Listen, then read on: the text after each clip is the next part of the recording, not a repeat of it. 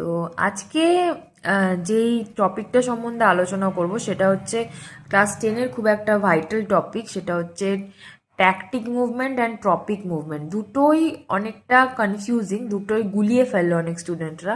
দেখো, ট্যাকটিক হচ্ছে, সবার আগে আমাদের বুঝতে হবে ট্যাকটিক মুভমেন্টে কিন্তু অর্গানিজমটা এক জায়গা থেকে অন্য জায়গায় মুভ করছে, আর ট্রপিকে কিন্তু মুভ করছে না। ট্যাকটিক মুভমেন্টে যদিও আমাদের আলোর দরকার হচ্ছে, যেদিকে আলো আছে সেদিকে অর্গানিজমটা চলে যাচ্ছে। ট্রপিক মুভমেন্টে যেদিকে আলো আছে তার ডিরেকশনের দিকে একটা পার্ট জাস্ট মুভ করছে, এক জায়গা থেকে অন্য জায়গায় মুভ করছে না। ট্যাকটিক মুভমেন্ট কোনো ইউনিসেলুলার অর্গানিজম অর্থাৎ ক্লামাইডোমোনাস, ভলভক্স এগুলোর মধ্যে হচ্ছে। ট্রপিক মুভমেন্ট কিন্তু প্লান্টের মধ্যে হচ্ছে। দেখা যাচ্ছে যে কোনো রকম সূর্যের আলো, যখন সূর্যের আলোকে খোঁজার জন্য প্লান্ট কি হচ্ছে, সূর্যের আলোর দিকে বেঁকে যাচ্ছে। ঠিক আছে, এটা হচ্ছে ট্রপিক মুভমেন্ট। আচ্ছা, ট্যাকটিক মুভমেন্টে কিন্তু প্ল্যান্টের গ্রোথ ইনভলভ নেই, ট্রপিক মুভমেন্টে প্ল্যান্টের গ্রোথ ইনভলভ রয়েছে।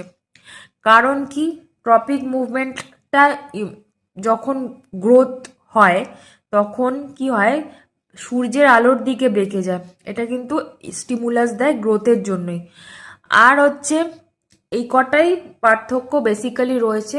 ট্যাকটিক মুভমেন্টের যেই এক্সাম্পলগুলো রয়েছে সেটা হচ্ছে ক্লাইমাইডোমোনাস, ভলভক্স। আর ট্রপিক মুভমেন্টে তো আমরা জানি যে সূর্যালোকের উপস্থিতিতে স্টেমটা বেঁকে যাচ্ছে কিসের দিকে, সূর্যের দিকে, মানে ওপর দিকে উঠছে, সেটা হচ্ছে ফোটোট্রপিক। তো এইগুলো হচ্ছে ফোটোট্রপিকের আরও কয়েকটা ভাগ আছে, জিওট্রপিক, হাইড্রোট্রপিক।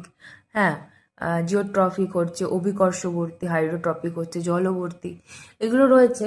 কিন্তু শুধুমাত্র ডিফারেন্সগুলো একটু অন্যরকম ছিল বলে আমি আলোচনা করে দিলাম। তোমাদের ভালো লাগলে আমার চ্যানেলটিকে সাবস্ক্রাইব করে দিও। বাই।